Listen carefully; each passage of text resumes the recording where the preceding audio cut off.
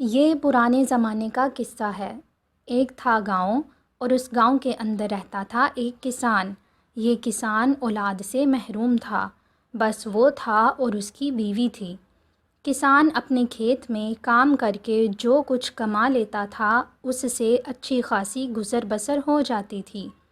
میاں بیوی کو کسی قسم کی کوئی فکر نہیں تھی، اور فکر ہوتی بھی کیوں کر، گھر کے اخراجات بس اتنے تھے کہ کسان کی آمدنی سے سہولت کے ساتھ پورے ہو جاتے تھے۔ ان کی زندگی ٹھیک ٹھاک گزر رہی تھی کہ ایک روز کسان نے اپنے گھر سے دور ایک امیر آدمی کو دیکھا جو بڑی شاندار حویلی میں رہتا تھا، شاندار لباس پہنتا تھا، اور جب بھی گھر سے باہر نکلتا تھا ارد گرد لوگ ادب سے کھڑے ہو کر اسے سلام کرتے تھے۔ اس آدمی کو دیکھ کر کسان کے دل میں ایک خواہش پیدا ہوئی، اور خواہش یہ تھی کہ وہ بھی اس امیر آدمی کی طرح ٹھاٹھ سے زندگی گزارے، عالی شان مکان میں رہے، اعلیٰ درجے کا لباس پہنے، اور امیر کی طرح اس کی بھی لوگ عزت کریں۔ چند روز تک تو اس کی یہ خواہش اس کے دل میں ہی رہی، کسی سے بھی اس نے اس کا ذکر نہ کیا۔ پھر ایک شام اپنی بیوی کو یہ بات بتا دی۔ اس کی بیوی نے ساری زندگی غریبی کی حالت میں شوہر کا ساتھ دیا تھا۔ دولت مند بننے کی آرزو اس کے دل میں بھی تھی، تاہم وہ اس حقیقت سے اچھی طرح واقف تھی کہ ہر انسان کو اپنی چادر کے مطابق پاؤں پھیلانے چاہئیں۔ چادر سے زیادہ پاؤں پھیلانے کی کوشش کی جائے تو چادر ضرور پھٹ جائے گی، اور کوئی بیوقوف ہی ایسی حرکت کرے گا۔ اس نے شوہر کو سمجھایا کہ ہماری اچھی بھلی بیت رہی ہے، نہ تو کسی کا قرض دینا ہے اور نہ کسی کی محتاجی ہے، ہمیں تو اللہ کا شکر ادا کرنا چاہیے جس نے ہمیں عزت و آبرو کے ساتھ زندگی بسر کرنے کی توفیق دی ہے۔ کسان بیوی کی بات سن کر اس وقت تو چپ ہو گیا، مگر خواہش اس کے دل میں ہی رہی، بلکہ جیسے جیسے وقت گزرتا گیا یہ خواہش بڑھتی گئی۔ رات کو سونے کے لیے بستر پر لیٹتا تو شاندار مکان، شاندار لباس اور مکان کے اندر بیش قیمت فرنیچر کے خواب دیکھنے لگتا۔ بیوی اطمینان سے سو جاتی، مگر وہ بار بار کروٹیں بدلتا رہتا۔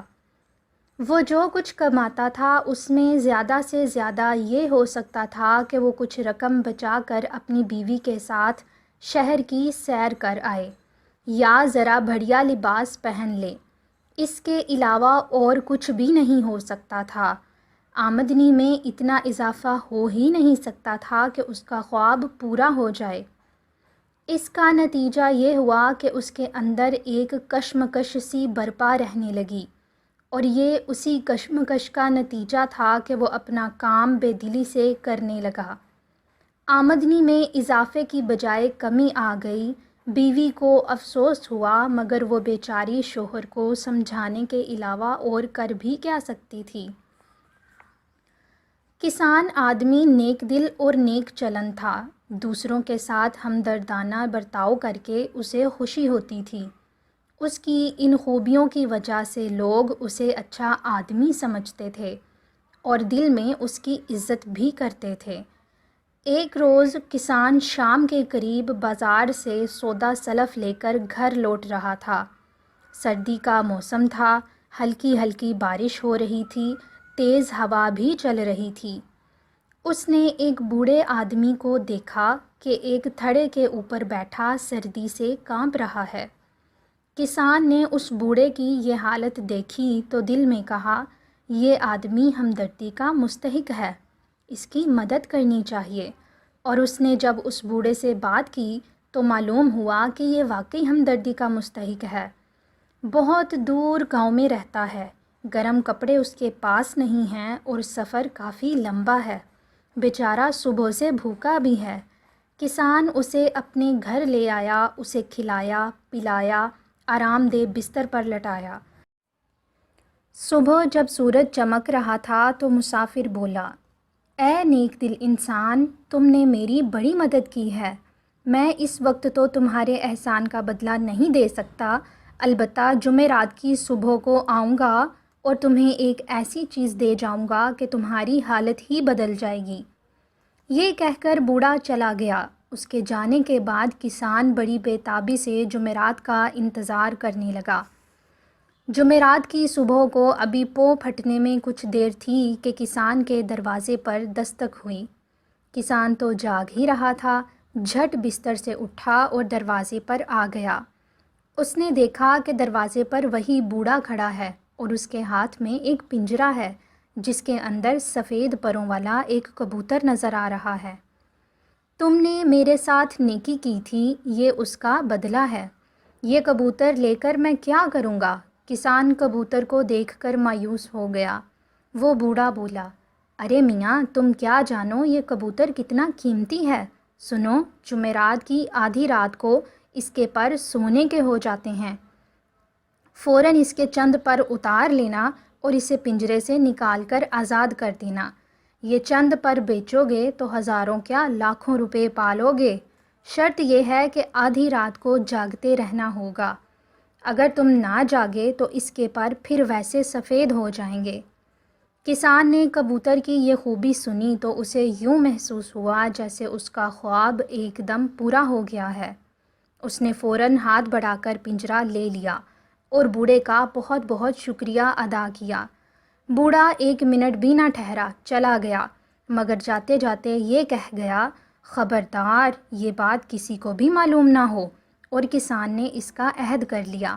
کسان خوشی خوشی پنجرا اندر لے آیا۔ بوڑھے نے منع کر دیا تھا کہ راز کسی کو بھی نہ بتایا جائے، مگر کسان کی بیوی نے جب بڑا اصرار کیا تو کسان نے اسے اصل واقعہ سنا دیا اور وعدہ لے لیا کہ یہ راز کسی کو بھی نہیں بتائے گی۔ دونوں پنجرے کے پاس بیٹھ گئے اور آدھی رات کا انتظار کرنے لگے۔ آدھی رات ہونے میں آدھ پونا گھنٹہ باقی تھا کہ دونوں سو گئے، اور اس وقت آنکھ کھلی جب سورج طلوع ہو چکا تھا۔ دونوں بہت پچھتائے، مگر اب کیا ہو سکتا تھا؟ انہوں نے کبوتر کو دانہ دنکا کھلایا اور اپنے کاموں میں مصروف ہو گئے۔ پھر جمعرات کی رات آئی تو دونوں نے پکا ارادہ کر لیا تھا کہ وہ ساری رات نہیں سوئیں گے، لیکن ایسا نہ ہو سکا۔ آدھی رات سے کچھ دیر پہلے پھر ان کی آنکھ لگ گئی۔ اسی طرح اگلی جمعرات بھی بیت گئی۔ خیر کوئی بات نہیں، کبوتر ہمارے گھر میں ہے، جائے گا کہاں؟ کسان مایوس نہیں ہوا تھا۔ کسان کی بیوی یوں تو بڑی عقل مند اور ہوش مند تھی، مگر اس میں ایک کمزوری بھی تھی، وہ کوئی راز چھپا کر نہیں رکھ سکتی تھی۔ ایک روز اس نے اپنی پرانی ہمسائی کو یہ بات بتا دی۔ ہمسائی نے اپنے شوہر کو بتایا۔ شوہر گاؤں کے سب سے امیر آدمی کے ہاں ملازمت کرتا تھا۔ اس نے امیر آدمی کو یہ قصہ سنا دیا۔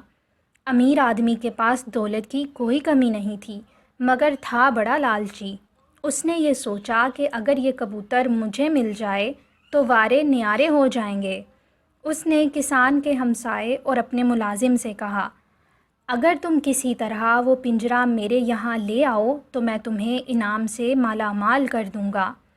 اس آدمی نے اپنی بیوی کی مدد سے وہ پنجرا امیر آدمی کے گھر پہنچا دیا اور کسی کو کانوں کان خبر نہ ہوئی۔ کسان کام کر کے گھر آیا تو پنجرا غائب تھا۔ اس نے تو سر پکڑ لیا اور بیوی پر سخت ناراض ہوا کہ اس کی غفلت کی وجہ سے کوئی پنجرا گھر سے لے گیا ہے۔